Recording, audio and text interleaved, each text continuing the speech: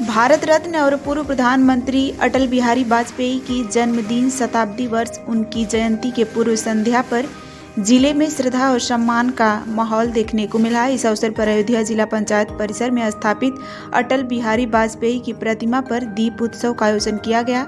सैकड़ों दीपों की रोशनी से परिसर जगमगा उठा और अटल जी के विचारों को श्रद्धापूर्वक स्मरण किया गया। जिला पंचायत प्रतिनिधि आलोक सिंह रोहित ने कहा कि अटल बिहारी वाजपेयी भारतीय राजनीति के ऐसे महानायक थे जिन्होंने राष्ट्रहित को सर्वोपरि रखते हुए सुशासन की सशक्त नींव रखी।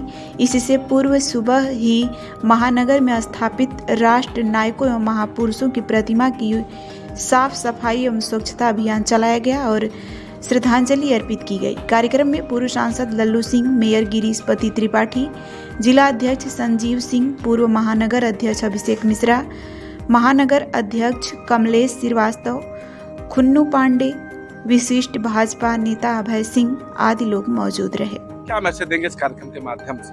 पूर्व प्रधानमंत्री भारत रत्न श्रद्धेय अटल बिहारी वाजपेयी जी की कल जन्म जयंती है। उनकी जन्म जयंती की पूर्व संध्या पर आज जिला पंचायत कार्यालय अयोध्या में अटल जी की प्रतिमा के सम्मुख दीपोत्सव कार्यक्रम का आयोजन किया गया। यहाँ हजारों की संख्या में दीप जलाए गए। हमारे जनपद के सभी सम्मानित जनप्रतिनिधि, हमारे महानगर अध्यक्ष, जिला अध्यक्ष सभी सम्मिलित हुए और सबने मिलकर अटल जी के सामने दीप जलाकर अपने श्रद्धा सुमन उनको अर्पित किए और कल सुबह माल्यार्पण करके सभी अपने श्रद्धा सुमन अर्पित करेंगे। अटल बिहारी वाजपेयी हम सबके आदर्श हैं।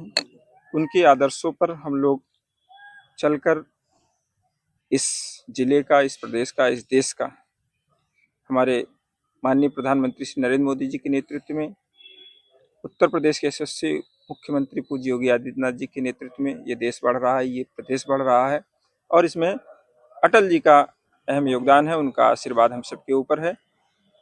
हम अपने महापुरुष को अपने श्रद्धा सुमन अर्पित करें। आज कौन कौन लोग? सांसद माननीय लल्लू सिंह जी, अयोध्या के महापौर श्री गिरीशपति त्रिपाठी जी, जिला अध्यक्ष श्री संजीव सिंह जी, महानगर अध्यक्ष श्री कमलेश श्रीवास्तव जी और सहकारी समिति के चेयरमैन धर्मेंद्र सिंह टिल्लू जी सहित पार्टी के हमारे पदाधिकारीगण, कार्यकर्तागण, सैकड़ों की संख्या। कर्नाटक के उडुपी स्थित पेजावर मठ की ओर से सोने, चांदी, हीरे और अन्य बहुमूल्य रत्नों के जड़ित भगवान श्री राम की भव्य प्रतिमा मंगलवार को अयोध्या पहुंची। करीब 10 फीट ऊंची, 8 फीट चौड़ी और लगभग 4 कुंतल वजनी इस प्रतिमा को विशेष वाहन से बॉक्स में रखकर लाया गया। मूर्ति को उतारने के लिए राम जन्मभूमि तीर्थ क्षेत्र ट्रस्ट को क्रेन मंगवानी पड़ी।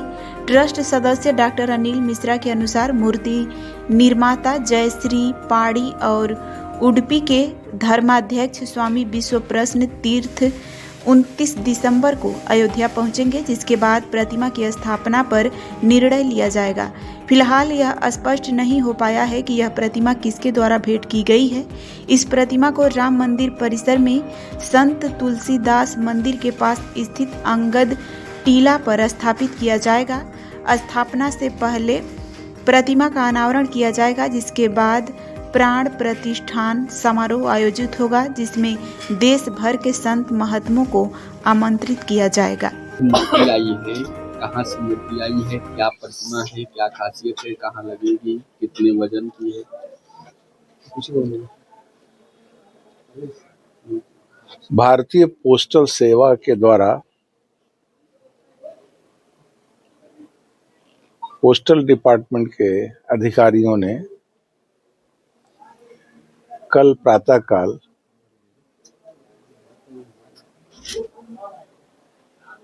एक तंजावुर शैली की एक प्रतिभा जो 7 फीट बाई 10 फीट की, कोई 4 क्विंटल के आसपास जिसका वजन है, उसको ले आकर के ट्रस्ट को डिलीवर किया।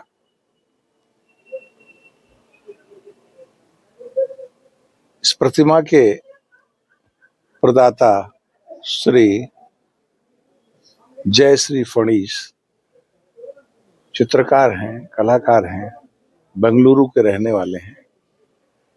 स्वभाव के से सभी मंदिरों को इस प्रकार की अपनी कृतियां वो देते हैं। राम मंदिर बना है, उसके लिए भी स्वयं प्रेरणा से वो निर्मित करके उन्होंने प्रेषित किया है।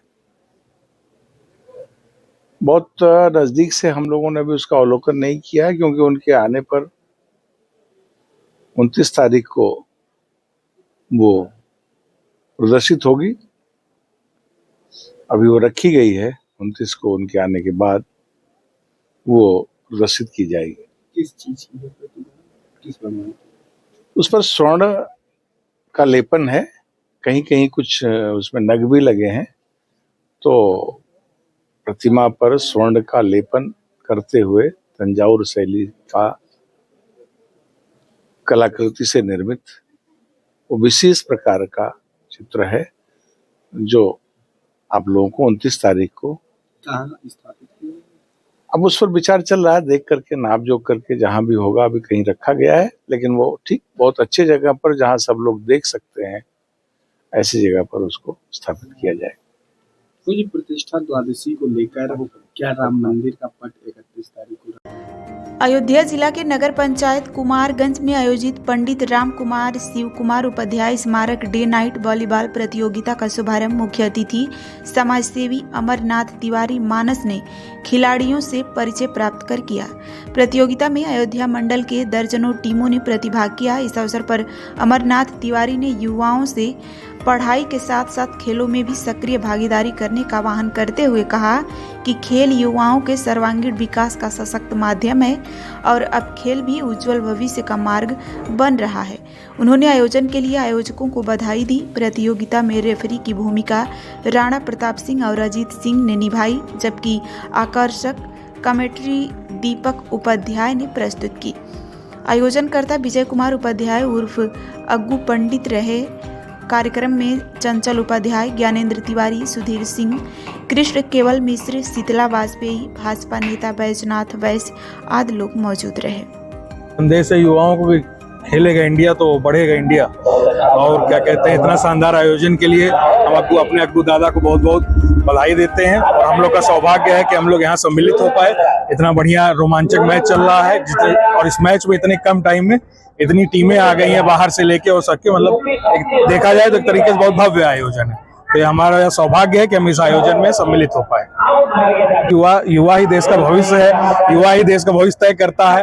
तो अच्छा है, समाज में हर तरीके से समाज सेवा हो, चाहे खेल कूद हो, हम लोग का जो हम लोग का फर्ज रहता है हम लोग निभाने की कोशिश करते हैं, ज्यादा से ज्यादा बढ़ चढ़ के हिस्सा लेने की कोशिश करते हैं। बाकी सब भगवान का आशीर्वाद है कि सब कुछ बढ़िया चल रहा है। और युवाओं के लिए खेल भी एक बहुत बढ़िया माध्यम है। देखिए आजकल की तारीख में संसाधनों की तो कमी है नहीं, तो युवाओं के लिए खेल भी एक बहुत बढ़िया माध्यम आज की तारीख में बन गया है अपना नाम रोशन करने का।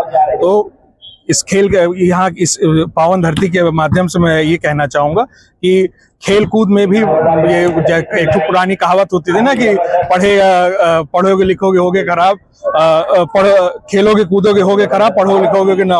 वो आज देखा जाए तो हल्का सा थोड़ा वो डिफरेंट हो गया है। अयोध्या में दूरदूरिया कार्यक्रम के साथ 12 दिवसीय अयोध्या महोत्सव का भव्य शुभारंभ हुआ। यह महोत्सव 5 जनवरी 2026 तक चलेगा। शुभारंभ अवसर पर आयोजित दूरदूरिया कार्यक्रम में सैकड़ों नारी शक्तियों ने सहभागिता की और मातृशक्तियों द्वारा माता अवसान की विधिवत पूजा अर्चना कर प्रदेश व देश की समृद्धि की कामना की। कार्यक्रम में राम मंदिर ट्रस्ट के महासचिव चंपत राय भी उपस्थित रहे। उन्होंने कहा कि किसी भी शुभ कार्य की शुरुआत मातृशक्तियों की पूजा से होती है और एक ही हर कार्य सफलता की सबसे बड़ी कुंजी है। अयोध्या महोत्सव के दौरान कोलकाता प्रतियोगिताएं, माटी कला प्रदर्शनी तथा भोजपुरी कलाकारों की सांस्कृतिक प्रस्तुतियां आयोजित की गई। अयोध्या महोत्सव का आयोजन हमारा घर परिवार सुखी रहे, स्वस्थ रहें, फले फूले, हमारे घर की फसलें अच्छी हों, इसके लिए दुर्दरिया पूजन के नाम से माता की उपासना, हमारे घर की दरिद्रता दूर हो, ये एक ऐसा घर के आनंद को बढ़ाने वाला उत्सव है। मेरे मन में विचार आता है कि हर जिले में ऐसे उत्सव होने चाहिए। हमारी प्रतिभाएं आगे आएंगी और समाज एकत्र आता है तो ताकत बढ़ती है। इकट्ठे रहने से, इकट्ठे मिलकर काम करने से शक्ति, ताकत बढ़ती है। समाज में इकट्ठे आने का ये एक अच्छा अवसर होगा। बारंबार प्रणाम सबको। उत्तर प्रदेश के जिला बहराइच से बड़ी खबर सामने आई है, जहां बुधवार को बहराइच में प्रभु यीशु मसीह का जन्मदिन क्रिसमस डे बड़े ही हर्षोल्लास के साथ मनाया गया। बहराइच स्थित सेंट नॉर्बर्ट स्कूल में क्रिसमस का पर्व धूमधाम से आयोजित हुआ, जहां पर फादर और स्कूल स्टाफ द्वारा विशेष पूजा अर्चना की गई और उपस्थित लोगों को क्रिसमस की शुभकामनाएं दी गई। क्रिसमस का पर्व हर वर्ष 25 दिसंबर को पूरी दुनिया में प्रभु यीशु मसीह के जन्मोत्सव के रूप में मनाया जाता है। ईसाई मान्यताओं के अनुसार यीशु मसीह ने मानवता के कल्याण और लोगों के पापों के प्रायश्चित के लिए अपने प्राणों का बलिदान दिया था। मेरठ में एंटी करप्शन टीम ने बड़ी कार्रवाई करते हुए 4 लाख रुपए की रिश्वत लेते हुए एक इंस्पेक्टर को रंगे हाथों गिरफ्तार किया है। गिरफ्तार आरोपी की पहचान महेंद्र कुमार के रूप में हुई है, जो वर्तमान में हापुड़ में तैनात है। गिरफ्तारी के दौरान इंस्पेक्टर ने टीम को हड़काने और मामला सेटल करने की कोशिश की, लेकिन एंटी करप्शन टीम ने सख्ती दिखाते हुए उसे हिरासत में ले लिया। गिरफ्तारी का वीडियो भी सामने आया है, जिसमें आरोपी कई बार अपना चेहरा छिपा तो कभी रौबदार अंदाज में नजर आ रहा है। जानकारी के अनुसार इंस्पेक्टर महेंद्र कुमार एक युवक को लगातार परेशान कर रहा था, उससे 4 लाख रुपए की रिश्वत की मांग कर रहा था। पीड़ित युवक ने इसकी शिकायत एंटी करप्शन विभाग से की। जांच में शिकायत सही पाए जाने के बाद टीम ने ट्रैप की योजना बनाई। योजना के तहत केमिकल लगे 4 लाख रुपए पीड़ित को दिए गए और आरोपी द्वारा बताए गए स्थान रोहटा रोड स्थित संगम टावर के पास भेजा गया। जैसे ही इंस्पेक्टर ने रुपए लिए, टीम ने तत्काल कार्रवाई करते हुए उसे रंगों हाथ गिरफ्तार कर लिया। इसके बाद आरोपी को कंकड़ खेरा थाने ले जाया गया, जहां उससे पूछताछ की जा रही है। फिलहाल इंस्पेक्टर के खिलाफ आगे की कानूनी कार्रवाई की जा रही है। इस कार्रवाई के बाद पुलिस विभाग में हड़कंप मचा हुआ है और एंटी करप्शन टीम की इस बड़ी कार्रवाई को बड़ी सफलता माना जा रहा है। शेखपुरा जिला में गुरुवार को शहर के विभिन्न स्थानों पर सामूहिक तुलसी पूजन दिवस श्रद्धा और उत्साह के साथ मनाया गया, जिसमें बड़ी संख्या में महिला पुरुष श्रद्धालुओं ने भाग लिया। तुलसी पूजा का सबसे बड़ा आयोजन शेखपुरा स्थित श्री गौशाला में हुआ, जहां सैकड़ों नर नारी शामिल हुए और दुर्गा वाहिनी सहित कई हिंदू संगठनों ने सहभागिता की। वहीं सिनेमा रोड पर योग वेदांत समिति द्वारा तुलसी पूजन दिवस का आयोजन किया गया, जिसमें बड़ी संख्या में लोग उपस्थित रहे। श्री गौशाला में आयोजित कार्यक्रम में गोपाल शरण, संतोष शरण तथा खुशबू कुमारी ने पुरोहित के रूप में पूजा संपन्न कराई, जबकि गौशाला समिति के सदस्यों ने भी सक्रिय भागीदारी निभाई। योग वेदांत समिति के कार्यक्रम में मनोज कुमार, नीरज कुमार सहित अन्य लोग मौजूद रहे। कार्यक्रमों में सामूहिक पूजा और आरती के साथ सनातन धर्म के महत्व पर प्रकाश डालते हुए इसे संरक्षित और सुदृढ़ करने का आह्वान किया गया। वक्ताओं ने तुलसी के धार्मिक और स्वास्थ्य संबंधी महत्व को रेखांकित करते हुए प्रत्येक घर में तुलसी का पौधा लगाने और नियमित पूजा करने की अपील की। जो है सभी सनातनी भाइयों एवं बहनों से अनुरोध करता हूं कि सभी को माँ गौ माता को गुड़ और चना खिलाना चाहिए। और ये जो है सेंटा फेंटा का दिन नहीं है। आज हम लोग जो है उत्साह के साथ तुलसी पूजन किए हैं और हमारे संतों के द्वारा किया गया ये पूजा है, जो कि हमारे पूर्व में बहुत लोग किए हैं और हमें भी आगे बढ़ाना चाहिए।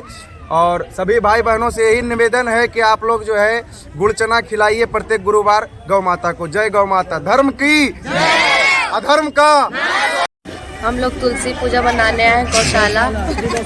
गाय को चना गुड़ खिलाए और ये देश सेंटा का नहीं है, हम लोग भारतीय इंडिया का है। आप लोग भी गौशाला आइए। 25 दिसंबर को सेंटा ये सब नहीं बनाएंगे। गुड़ और चना और जो आपके घर में जो आप बिकते हैं खाना अनाज को, वो गाय को आके खिला दीजिए। और तुलसी पूजन भी हुआ है, अच्छा लग रहा है। आप लोग भी आए, बहुत सारा आदमी लोग जुटे हैं, वहाँ शिव चर्चा हुआ है। क्या नाम है आपका? आज जो कृष्ण है देव शर्मा थे, जब दोनों का मृत्यु हो गया तो दोनों आपस में फिर जन्म जब हुआ तो वो कृष्ण बन गए और सतभामा बन गई।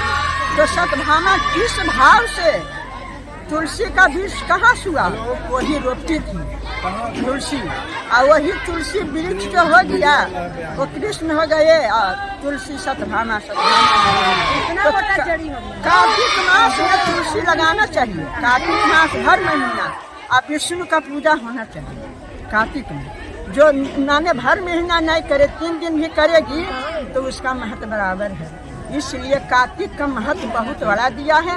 और कार्तिक में कृष्ण का जन्म हुआ, माँ सतभामा से शादी हुआ, वो जो सतर्थिक थे उससे कृष्ण हुए और वही सतभामा। इसलिए कार्तिक में तुलसी का महत्व दीजिए, कार्तिक तुलसी विवाह कीजिए, कार्तिक में जो करना है सो कीजिए। गौ का सेवा कार्तिक कृष्ण भगवान गौशाला में हुआ, आज गौशाला है, गौशाला में बहुत शेखपुरा जिला में नाले का निर्माण सड़क पर बहने से नाराज ग्रामीणों ने शुक्रवार को शेखोपुर सराय मुख्य सड़क मार्ग को जाम किया। जिला प्रशासन के खिलाफ नारेबाजी भी की।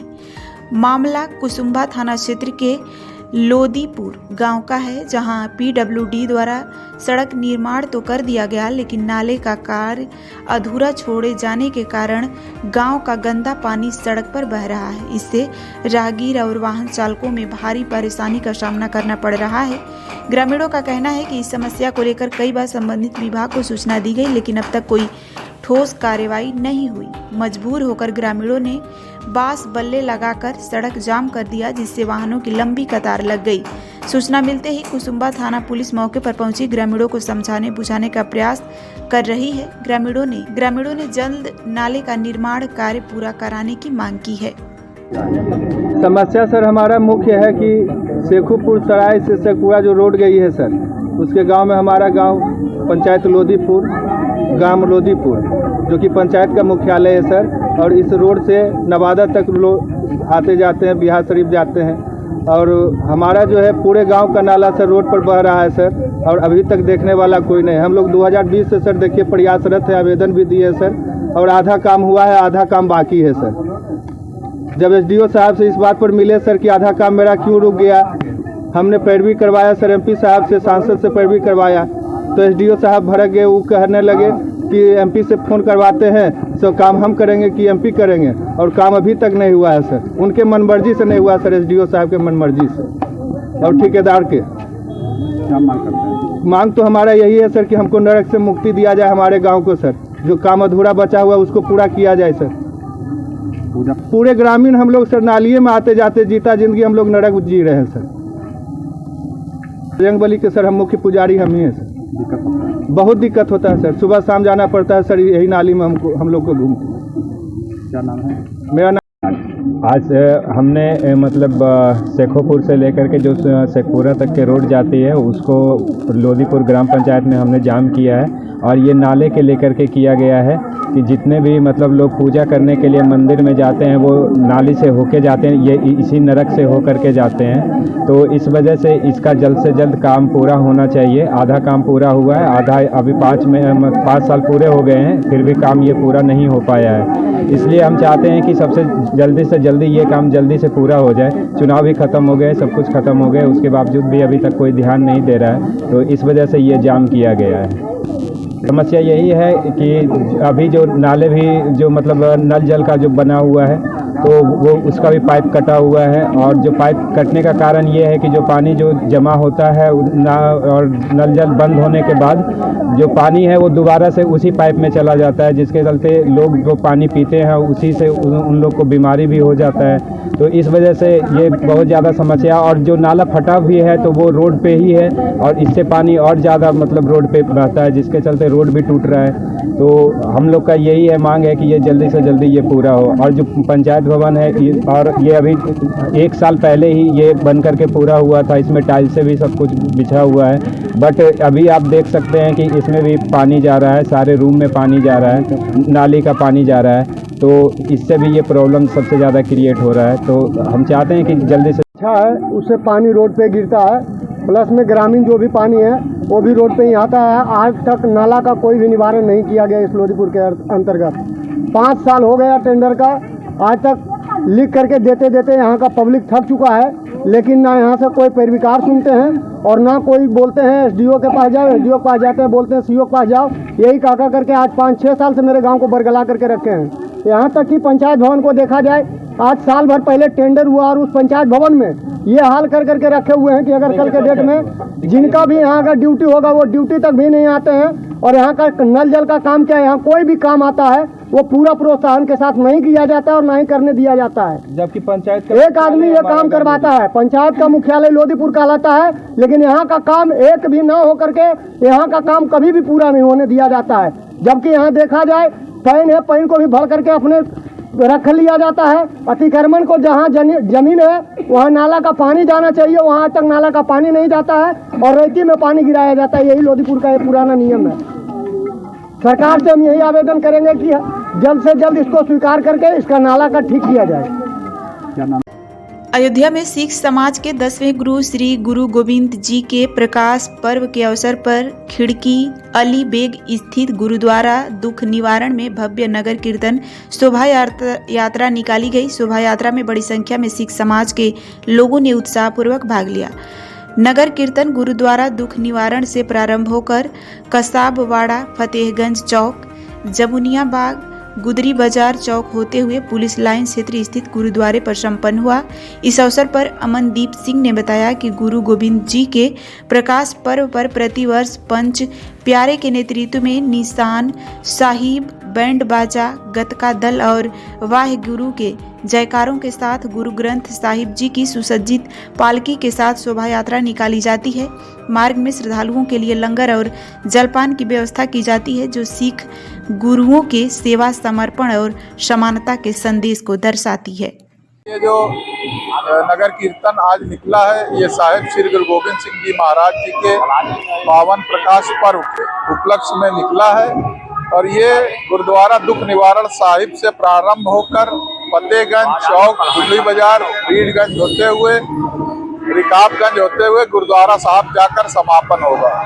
और मुख्य कार्यक्रम 28 दिसंबर को गुरुद्वारा दुख निवारण साहिब में लंगर का है, जिसमें हमारे अयोध्या जनपद के सर्वधर्म के लोग एकत्रित होते हैं और गुरु महाराज का प्रकाश पर्व बहुत अच्छे से मनाते हैं। गुरु गोविंद सिंह जी ने सनातन धर्म के लिए अपने चारों बच्चों को शहीद कर दिया था, उनके बच्चे शहीद हो गए थे। तो मैं यही कहना चाहता हूँ कि गुरु गोविंद सिंह जी दशमेश पिता है। ये देश ना होता यदि पिता दशमेश ना होता।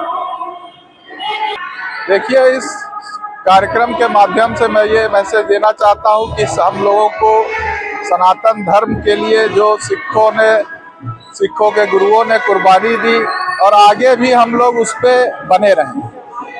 Amandeep Singh, Guru Nanak educational society, Ayodhya.